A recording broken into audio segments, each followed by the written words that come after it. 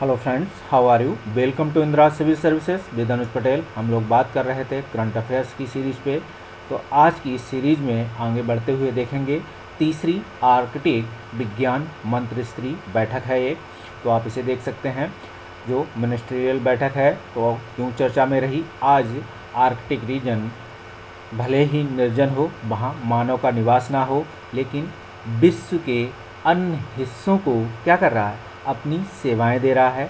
कैसे कि लोगों को, चाहे आर्थिक क्षेत्र में हो, चाहे वो विज्ञान प्रौद्योगिकी के क्षेत्र में हो, चाहे अन्य क्षेत्रों में। तो देख सकते हैं नए नए अनुसंधान, नए नए विकास कार्य उन्हीं योजनाओं के माध्यम से जब भी कोई अन्य देश ऐसी कोई जो जहाँ क्या है मानव का होना अनिवार्य ना हो, उस क्षेत्रों में आर्कटिक रीजन में जाकर क्या कर रहे हैं? विज्ञान और प्रौद्योगिकी की दुनिया में अनुसंधान करते हैं, रिसर्च एंड डेवलपमेंट करते हैं।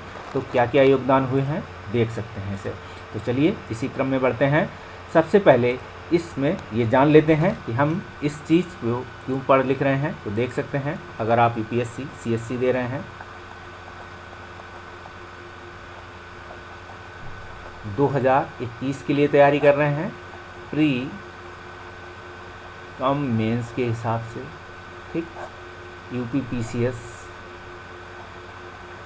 2021 प्री कम मेंस के हिसाब से,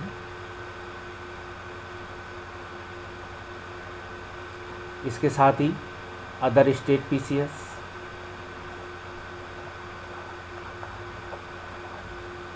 2021, जहां करंट अफेयर्स पूछी जानी है प्री कम मेंस के। वनडे एग्ज़ाम की ये श्रृंखला में भी आपको हेल्पफुल करेगी अगर आप वनडे दे रहे हैं। 2021 के लिए, ठीक, क्योंकि 2021 में हम लोग इस समय, तो जो भी करंट अफेयर्स है, समसामयिक की चर्चा है। खासकर ये श्रृंखला अगर आप UPSC CSC UPPCS pre cum mains 2021 दे रहे हैं, तो क्या होगा आपके लिए? ज़्यादा बेनिफिट है आपके लिए इससे। तो देख सकते हैं हमारे चैनल पे, इंदिरा सिविल सर्विसेज पे। तो चलिए हम लोग शुरू करते हैं तीसरी आर्कटिक विज्ञान मंत्रिस्तरीय बैठक। तो आप देखेंगे जो साइंस मिनिस्ट्रियल जो भी बैठक है, इस बैठक में देखेंगे भारत ने भी हिस्सेदारी ली है। तो ऐसी कौन सी कोई सबमिट हुई है, इसके लिए ट्रीटी कोई संधि हुई है जिसके लिए कोई बैठक होगी कि आप यहाँ आके कार्य कर सकते हैं। कोई ऐसा संघ बना है, कोई ऐसी जहाँ क्या है, लोग इस आर्कटिक क्षेत्र में रिसर्च करने के लिए पहले इसकी सदस्यता लेना अनिवार्य है। कुछ ऐसे भी कार्य हैं क्या? तो चलिए, तीसरी आर्कटिक विज्ञान मंत्रिस्तरीय बैठक में भाग लिया है। आप देखेंगे अगर इनके बिंदुओं पर चर्चा करें करंट अफेयर्स के समसामयिकी में, तो भारत ने क्या हुआ, आर्कटिक क्षेत्र में अनुसंधान और सहयोग। तो देखेंगे जो भी अनुसंधान करते हैं, यहाँ एक ट्रीटी हुई है, इस ट्रीटी के माध्यम से अनुसंधान भी करेंगे, सहयोग भी करेंगे। अन्य देशों के जो वहाँ अनुसंधान चल रहे हैं, कई जैसे अंतर्राष्ट्रीय स्पेस स्टेशन बना हुआ है, तो 5 देशों ने मिलकर उस पर सहयोग के माध्यम से बनाया है। तो कुछ ऐसा ही आर्कटिक क्षेत्र में भी कुछ ऐसे ही अनुसंधान कार्य चल रहे हैं जो सहयोगात्मक हैं।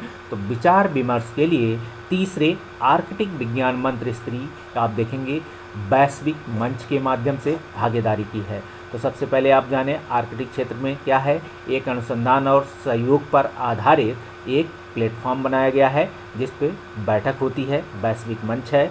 इसके साथ ही भारत सरकार के विज्ञान और प्रौद्योगिकी, स्वास्थ्य एवं परिवार कल्याण और पृथ्वी विज्ञान मंत्री डॉक्टर हर्षवर्धन ने विभिन्न हितधारकों के साथ आर्कटिक क्षेत्र में अनुसंधान कार्य किए हैं। सहयोग के लिए भारत के दृष्टिकोण और दीर्घकालिक योजनाओं को साझा किया है। तो आप देखेंगे कि विज्ञान और प्रौद्योगिकी और स्वास्थ्य है, क्योंकि क्या है, आज आर्कटिक रीजन स्वास्थ्य एवं परिवार कल्याण की क्षेत्र में भी कार्य कर रहा है। आर्कटिक रीजन वहाँ नए नए क्या कर रहे हैं, कुछ ऐसे बैक्टीरिया जो डेड सेल हज़ारों लाखों साल, तो आज क्या है वो मेडिसिन में काम आ रहे हैं। चाहे वहाँ की क्या हो, आइस हो, तो आज बड़े बड़े क्या है इंडस्ट्रीज में वहाँ की जो आइस है, ब्लू आइस जिसे कहते हैं, दुनिया की सबसे कॉस्टली आइस मानी जाती है वो। तो उसकी आज मार्केट प्राइस देख सकते हैं कि उसके लिए लोग ट्रेडिंग कर रहे हैं। जैसे आप देखोगे क्या आज जल बिक रहा है, वैसे ही आर्कटिक क्षेत्र की जो ब्लू आइस जिसे बोलते हैं वो सबसे महंगी आइस है, आप देख सकते हैं। इसी के साथ हर्षवर्धन ने जो अपने विज्ञान एवं क्या है स्वास्थ्य परिवार कल्याण और विज्ञान मंत्री हैं, पृथ्वी विज्ञान मंत्री हर्षवर्धन, तो हितधारकों के साथ आर्कटिक क्षेत्र में अनुसंधान कार्य किए हैं। सहयोग के लिए भारत में जो है दृष्टिकोण और दीर्घकालिक योजनाओं को साझा किया। ब्लू आइस हमने आपको इसलिए बताया है कि ब्लू आइस आपसे कभी पीटी में क्वेश्चन पूछा जा सकता है, याद रखना, ठीक है। क्या है तो आर्कटिक क्षेत्र की जो बर्फ़ है जमी हुई, जो क्या है बिल्कुल नेचुरल है, ठीक है, आप देख सकते हैं। हालांकि आइस है तो कार्बन डाइऑक्साइड तो होना अनिवार्य है, ये तो आप समझते ही हैं उसके कॉम्पोजिशन में।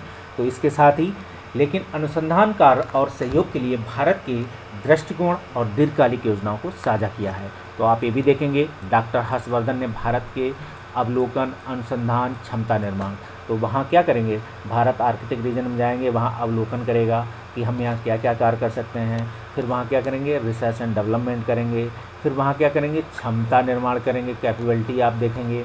तो इसके साथ ही सारी चीज़ों को उठा के भारत में किए जा रहे कार्यों को जो है, जो भी विज्ञान क्षेत्र में हो, आर्थिक क्षेत्र में हो या अन्य क्षेत्र में हो, उनमें वो लैब्स क्या करेंगी, अपना योगदान दे रही हैं। इसी क्षेत्र में आप देखेंगे अंतर्राष्ट्रीय सहयोग के माध्यम से इस क्षेत्र में सतत विकास, तो आप देखेंगे अंतर्राष्ट्रीय जो भी सहयोग मंच बना हुआ है तो क्या है, समावेशी विकास, सतत विकास को बढ़ावा देने के साथ क्या है, हेतु एक दृढ़ संकल्प है या संकल्पबद्ध है। भारत भी इस संदर्भ में संकल्पबद्ध है।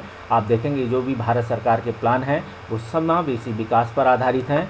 इसके लिए आर्कटिक क्षेत्र के संबंध में गूढ़ जानकारी को साझा करने में सकारात्मक भूमिका निभाता रहता है। तो आप इसे देख सकते हैं कि भारत क्या करेगा, आर्कटिक क्षेत्र है एक निर्जन क्षेत्र जहाँ गूढ़ जानकारियाँ लोग, कोई भी देश अगर वहाँ कोई जानकारी प्राप्त करता है, कोई रिसर्च करता है तो वो एक सहयोगात्मक मंच है, आपस में साझा करते हैं। तो इसी साझा क्रम में क्या है, एक सकारात्मक भूमिका समावेशी विकास को आगे बढ़ाने के लिए कार्य कर रहे हैं। ये सभी चीज़ें हमारा बताने का उद्देश्य है। आप मेंस आंसर राइटिंग में इन्हीं चीज़ों को लिख सकते हैं पॉइंट फॉर्म में, ठीक, क्योंकि मेंस आंसर राइटिंग आज के समय में पूरा डिस्क्रिप्टिव लिखेंगे, लिख नहीं सकते, आपके क्वेश्चन छूट जाएंगे।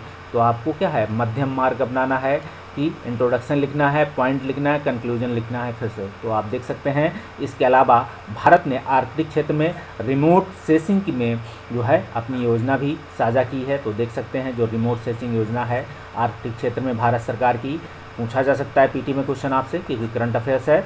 आप देखेंगे डॉक्टर हर्षवर्धन ने कहा है कि सस्टेनेबल आर्कटिक ऑब्जर्वेशन नेटवर्क, तो आप इसे पूछा जा सकता है कि भारत का योगदान जारी रहेगा। तो आप देखेंगे कहा जाए कि सस्टेनेबल आर्कटिक ऑब्जर्वेशन नेटवर्क क्या है, तो पूछा जाए तो बताइएगा। इसमें क्या है, सभी देश मिलकर जो है सतत विकास को बढ़ावा देने के लिए आर्कटिक क्षेत्र में जो गूढ़ जानकारियाँ प्राप्त करते हैं, जो हिस्टोरिकल बैकग्राउंड में अगर जाएँ वो कैसे लाखों वर्षों पुरानी जो जानकारियाँ जो रिमोट वहाँ जमी हुई है, अंदर बर्फ़ के अंदर मिलेंगी खोज, तो देख सकते हैं। इसी को कहेंगे कि भारत सरकार के साथ साथ अन्य देश भी इसको साझा करेंगे। आप देख सकते हैं कि कोई एक देश आर्कटिक रीजन हो चाहे अंटार्कटिका हो, अपना हक नहीं जगा सकते हैं, वो ऐसा मंच है। तो देखेंगे उल्लेखनीय है कि तीसरी आर्कटिक जो विज्ञान मंत्री स्तरीय बैठक होती है उसका आयोजन कहाँ होता है, आइसलैंड और जापान द्वारा, आयोजन जापान और द्वारा संयुक्त रूप से किया गया है। आपको बता दें इसका जो आयोजन देश हैं इनका नाम आपसे पीटी में पूछा जा सकता है।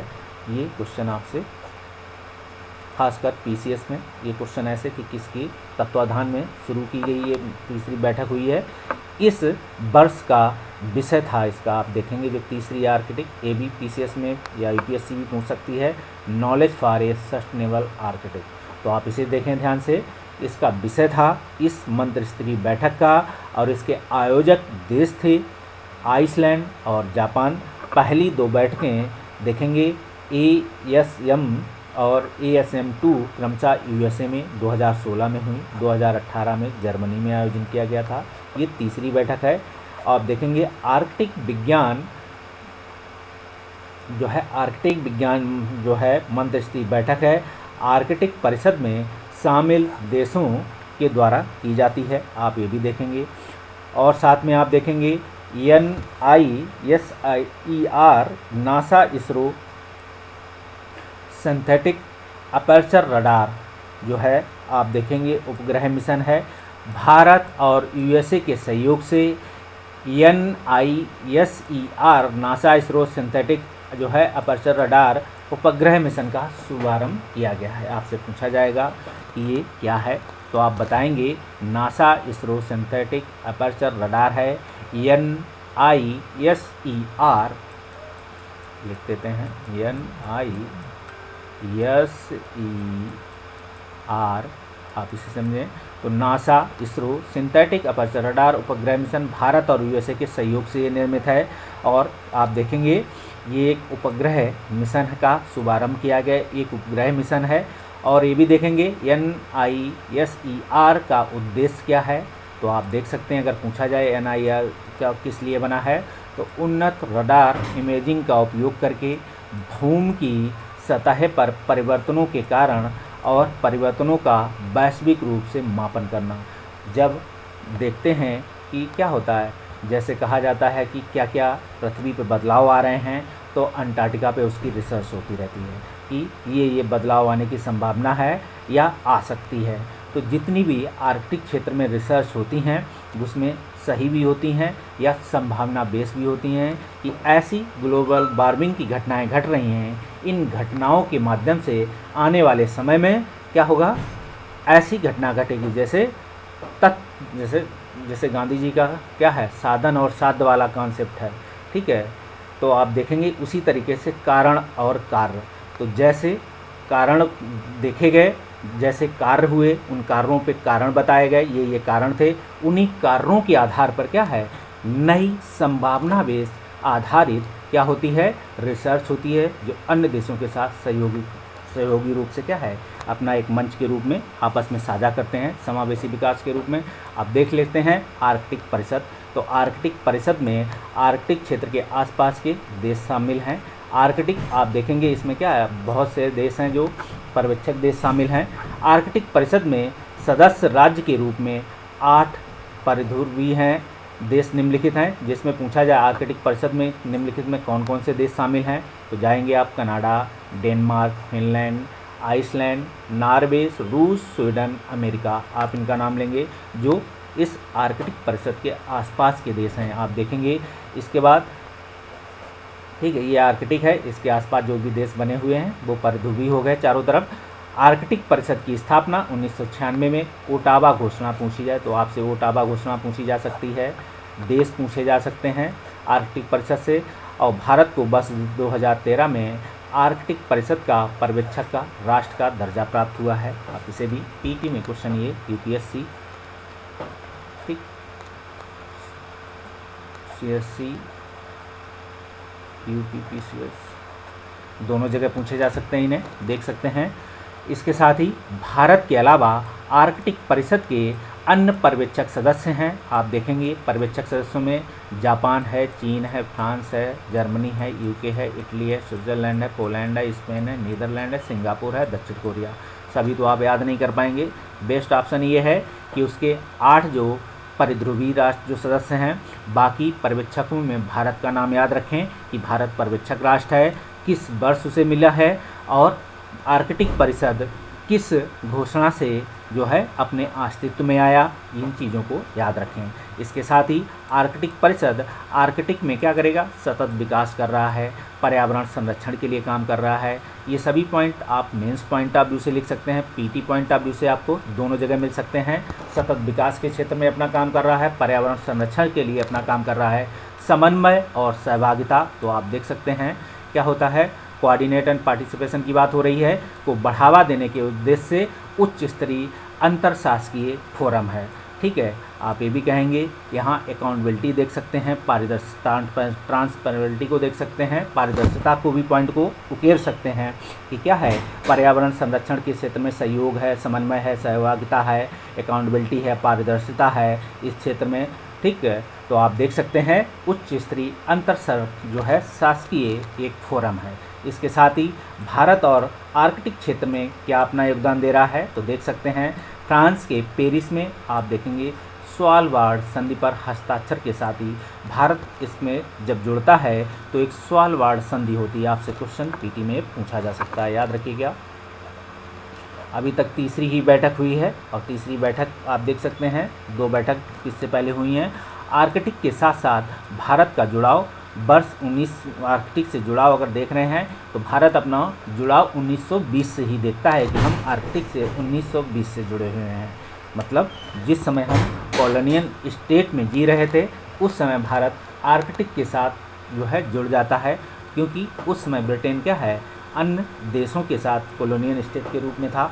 इसके साथ ही आप देखेंगे वर्ष 2008 के बाद भारत के पास आर्कटिक क्षेत्र में आप देखेंगे नॉर्वे के स्वालबार्ड क्षेत्र के तो न्योलसुंड में हिमाद्री नामक एक स्थायी अनुसंधान, तो पहला आप देखेंगे हिमाद्री आता है। तो आप देखेंगे इसमें भारत के पास आर्कटिक क्षेत्र में नॉर्वे के स्वालबार्ड क्षेत्र के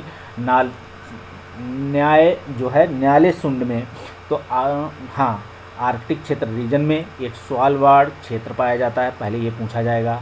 फिर भारत का जो हिमाद्री क्षेत्र था अनुसंधान स्टेशन है प्रेजेंट टाइम आप देख सकते हैं, इससे पहले की भी रहे हैं। तो न्यालेसुंड जो है वो उस जगह पर आर्कटिक रीजन में आप देख सकते हैं कि न्यालेसुंड जगह कहाँ है, इसी क्षेत्र पर हिमाद्री नामक एक अनुसंधान स्थायी अनुसंधान भारत का बना हुआ है। आप इसे पीटी में क्वेश्चन पूछा जा सकता है। दूसरा, भारत से जो है आर्कटिक क्षेत्र में आप देखेंगे अनुसंधान में क्या होगा, समन्वय होगा, संचालन होगा, प्रचार प्रसार होगा। भारत सरकार की विज्ञान जो है पृथ्वी विज्ञान मंत्रालय के तहत ये सारे कार्य किए जाएंगे। इसका मंत्रालय आपसे पूछा जा सकता है कि किस मंत्रालय के अधीन जो है भारत आर्कटिक क्षेत्र में अपनी कार्यों को समन्वय अनुसंधान या संचालन बना का कार्य कर रहा है। तहत गोवा में स्थित आप देख सकते हैं एक राष्ट्रीय ध्रुवीय एवं समुद्री अनुसंधान केंद्र स्थापित किया गया है भारत सरकार द्वारा। यह सेंटर भी आपसे पूछा जा चुका है कई बार, आप देख सकते हैं क्वेश्चन यूपीएससी के उठा के कि इस क्षेत्र में कौन सा सेंटर भारत का काम कर रहा है, तो राष्ट्रीय ध्रुवीय एवं समुद्री अनुसंधान केंद्र जो आप देख सकते हैं इसके द्वारा इस क्षेत्र में काम किया जा रहा है। इन चीज़ों को ध्यान में रखते हुए आप लिख सकते हैं, समझ सकते हैं, पढ़ सकते हैं। तो इससे रिलेटेड कौन कौन से question mains point of view से हैं, तो आप देखेंगे कि आप इस मत से सहमत हैं, इस बात से सहमत हैं कि आर्कटिक क्षेत्र जो है निर्जन क्षेत्र होते हुए भी विश्व के अन्य देशों के लिए विज्ञान और प्रौद्योगिकी के क्षेत्र में अपना किस प्रकार योगदान दे रहा है।